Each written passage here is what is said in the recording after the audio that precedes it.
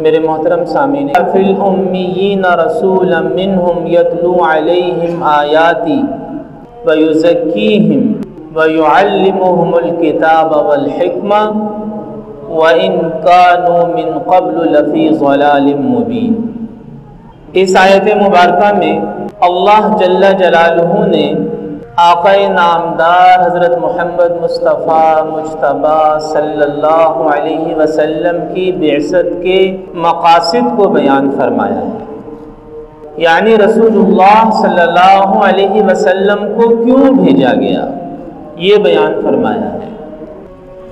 یہ آیت مبارکہ 28ویں پارے کی سورۃ الجمعہ کی دوسری آیت ہے اور بڑی قابل غور آیت ہے، کیونکہ اس آیت مبارکہ میں صرف رسول اللہ صلی اللہ علیہ وسلم کی بعثت کے مقاصد ہی نہیں بلکہ آپ کی سچائی، صداقت اور حقانیت کی دلیل کو بھی بیان کیا گیا ہے۔ ارشاد باری تعالی ہے، هو الذی بعث فی الامیین رسولا منہم، اللہ ہی وہ ذات ہے، هو الذی بعث۔ سب سے پہلے تو یہ بات قابل غور ہے کہ نبی مکرم صلی اللہ علیہ وسلم کو بھیجنے والا کون ہے؟ اللہ، هو الذی بعث فی الامیین رسولا منہم، کہ اللہ نے بعثت فرمائی ہے حضرت محمد صلی اللہ علیہ وسلم کی، اللہ نے بھیجا ہے۔ کہاں بھیجا؟ فی الامیین رسولا منہم، امی لوگوں میں بھیجا ایک رسول، یعنی حضرت محمد صلی اللہ علیہ وسلم کو، منہم جو انہی میں سے ہیں، یعنی امی ہیں، امی۔ آپ حضرات نے نبی کریم صلی اللہ تعالی علیہ وسلم کے صفاتی ناموں میں ایک نام پڑھا ہوگا، سنا ہوگا، امی۔ اور امی کا ترجمہ، امی کا معنی کیا ہے یہ سمجھنے کی ضرورت ہے۔ امی کا لفظی معنی عربی زبان کی روشنی میں یہ ہے کہ امی وہ شخص ہوتا ہے جس نے تعلیم حاصل نہ کی ہو، جو لکھ نہ سکتا ہو، پڑھ نہ سکتا ہو، اسے عربی میں امی کہتے ہیں۔ اور عام لوگوں کے اندر یہ بڑی خوبی نہیں سمجھی جاتی کہ لکھنا پڑھنا نہیں جانتا، لیکن حضرت محمد صلی اللہ تعالی علیہ وسلم کے جو نمایاں وصف ہیں، جو نمایاں خوبیاں ہیں، ان میں سے ایک خوبی آپ کا امی ہونا ہے، جسے قرآن مجید نے بیان فرمایا۔ نبی پاک صلی اللہ علیہ وسلم کے امی ہونے کا مطلب کیا ہے یہ سمجھنے کی ضرورت ہے۔ نبی کریم صلی اللہ تعالی علیہ وسلم کے امی ہونے کا مطلب یہ ہے کہ آپ نے علم کے ذرائع اختیار نہیں کیے، جو مروج ذرائع ہیں۔ علم کے مروج ذرائع کیا ہوتے ہیں؟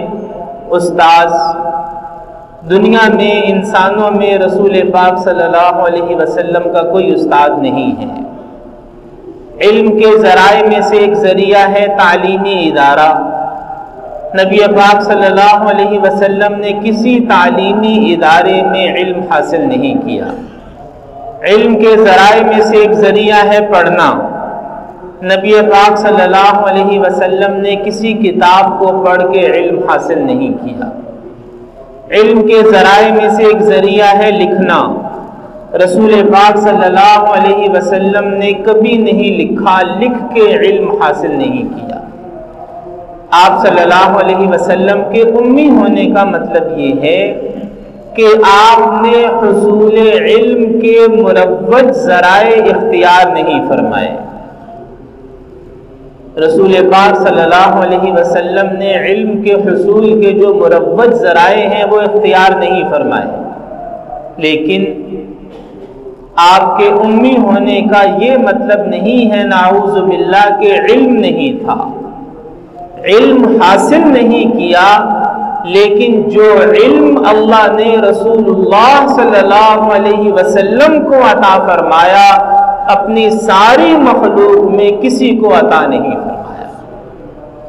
یہ بات ذہنوں میں رہنی چاہیے کہ جو علم اللہ تعالی نے کائنات کا علم، معاشرت کا علم، معاملات کا علم، اخلاق کا علم، عقائد کا علم، عبادات کا علم، نظر آنے والی چیزوں کا علم، نظر نہ آنے والی چیزوں کا علم، دنیا کا علم، آخرت کا علم، زمین کا علم، آسمان کا علم اللہ نے جو حضرت محمد صلی اللہ علیہ وسلم کو عطا فرمایا اپنی ساری مخلوق میں کسی کو عطا نہیں فرمایا۔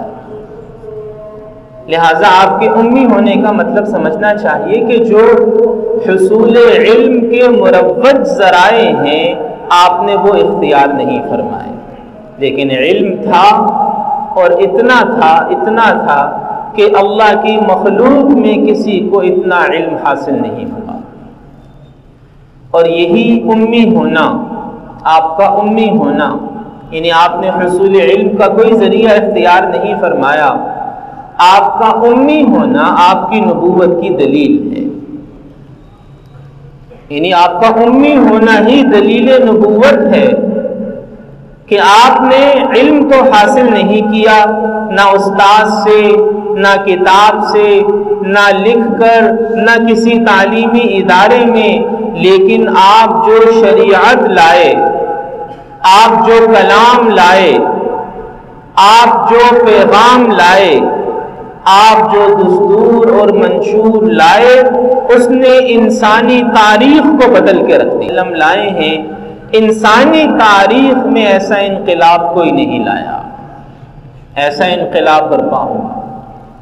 حالانکہ آپ امی ہیں تو یہ علم کس نے عطا فرمایا؟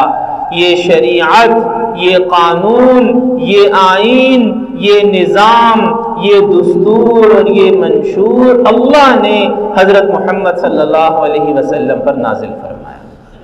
تو اس لیے آج یہ بات سیکھنی ہے کہ رسول اللہ صلی اللہ علیہ وسلم کا امی ہونا، جہاں ایک طرف آپ کی بہت بڑی خوبی ہے تو دوسری طرف آپ کی نبوت کی دلیل بھی ہے۔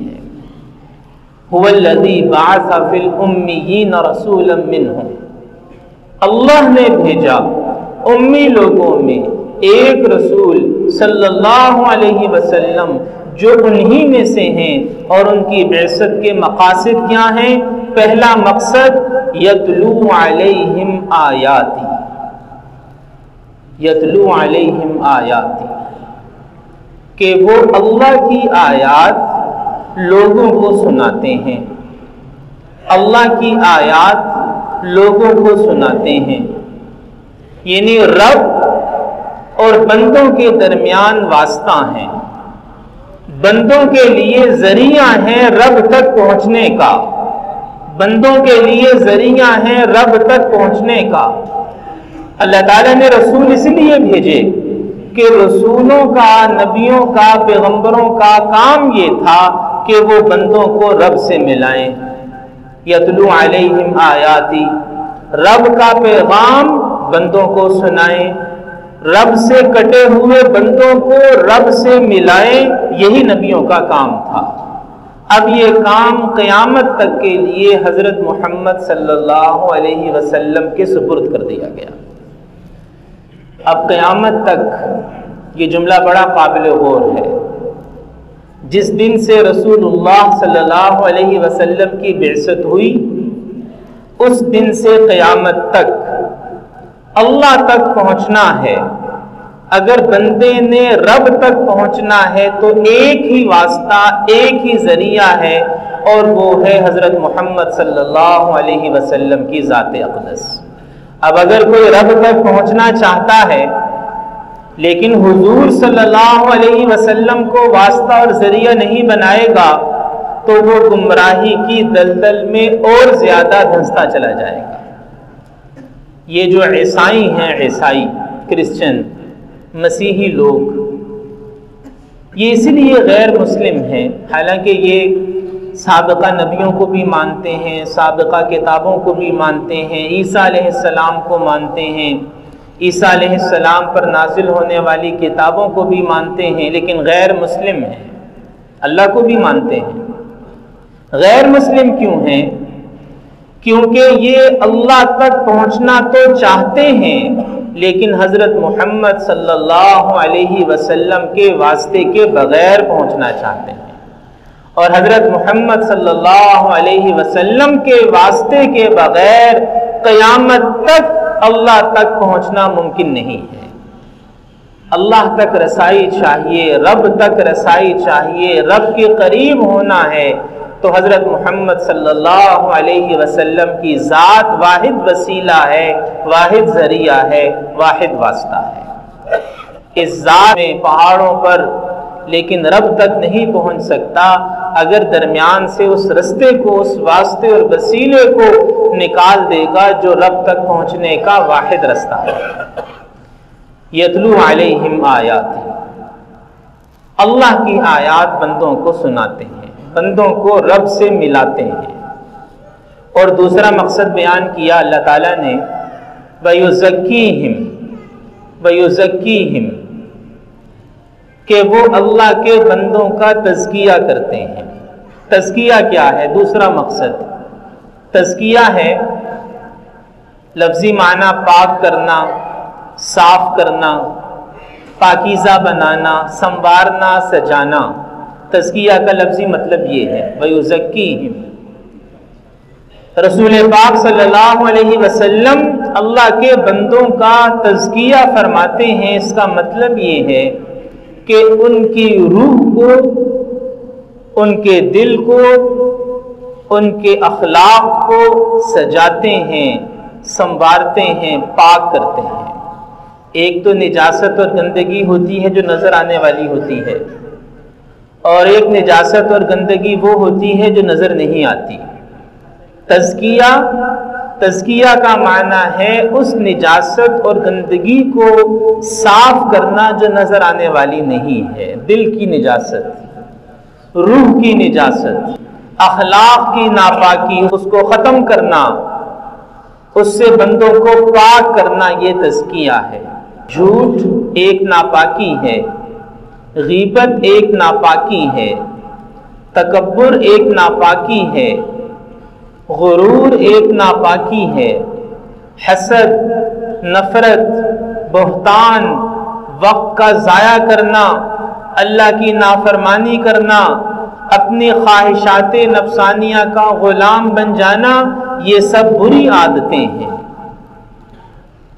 رسول اللہ صلی اللہ علیہ وسلم ان بری عادتوں سے انسانوں کو پاک کرنے کے لیے مبعوث ہوئے۔ جھوٹ کی جگہ سچائی آ جائے، حسد کی جگہ محبت آ جائے، بددیانتی کی جگہ دیانتداری اور امانت آ جائے، غرور اور تکبر اور فخر کی جگہ تواضع، عاجزی اور اعتدال آ جائے، اللہ کی نافرمانی کو چھوڑ کے یہ اللہ کا فرما بردار بندہ بن جائے، یہ خواہشات نفسانیہ کا غلام نہ بنے، یہ اللہ کا بندہ بن کر زندگی گزارے، یہ روپے پیسے مال و دولت کا پجاری نہ بنے، یہ اللہ کا عبادت گزار بن کر زندگی گزارے۔ اس کا یقین اور توکل دنیا کی چیزوں اور وسائل پر نہ ہو، اس کا یقین اور بھروسہ اور توکل اللہ کی ذات پر اور اللہ کے خزانوں پر ہو، اس کا نام تزکیہ ہے، تزکیہ نفس۔ نبی پاک صلی اللہ علیہ وسلم کی بعثت کا دوسرا مقصد یہ ہے، اور تیسرا مقصد بیان فرمایا وَيُعَلِّمُهُمُ الْكِتَابِ، کتاب کی تعلیم دیتے ہیں، یعنی جو کتاب اللہ نے نازل فرمائی قرآن مجید کی صورت میں، اس کتاب کی تعلیم دینا حضرت محمد صلی اللہ علیہ وسلم کی بعثت کا ایک مقصد ہے۔ یعنی معلم ہے، معلم۔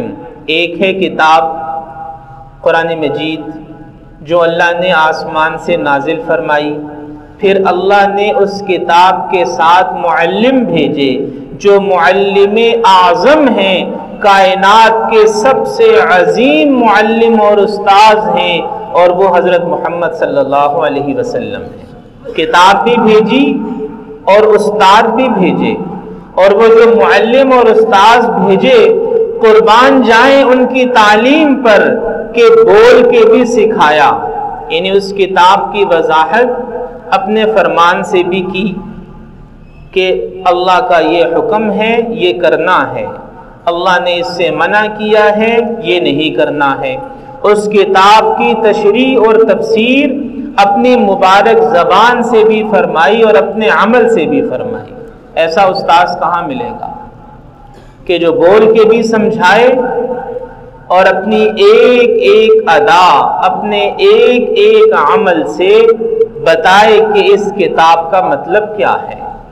سیدہ عائشہ رضی اللہ تعالی عنہ فرماتی ہیں کہ کان خلقہ القرآن، کہ ہمارے نبی کے اخلاق قرآن ہیں، یعنی جو قرآن میں آیا کہ یہ کرنا ہے وہ ہمارے نبی کا عمل ہے، آپ کرتے ہیں۔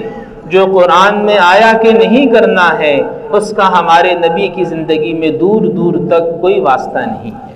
کان خلقہ القرآن، کہ آپ نے اپنے اقوال سے قرآن کی تفسیر فرمائی اور آپ نے اپنے اعمال سے بھی قرآن کی تفسیر فرمائی۔ وَيُعَلِّمُهُمُ الْكِتَابَ، تیسرا مقصد کتاب کی تعلیم، والحکمہ، اور چوتھا مقصد بیان فرمایا اللہ تعالیٰ نے رسول اللہ صلی اللہ علیہ وسلم کی بعثت کا، کہ کتاب کے ساتھ ساتھ حکمت اور دانائی کی تعلیم بھی دی۔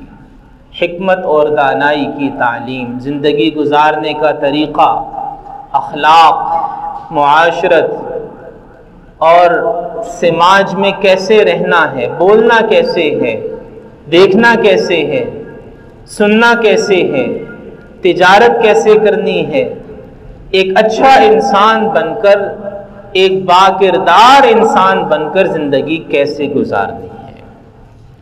تو یہ ہے میرے محترم بھائی اور دوستو، نبی مکرم حضرت محمد مصطفیٰ مجتبیٰ صلی اللہ تعالی علیہ وسلم کی بعثت کے 4 مقاصد۔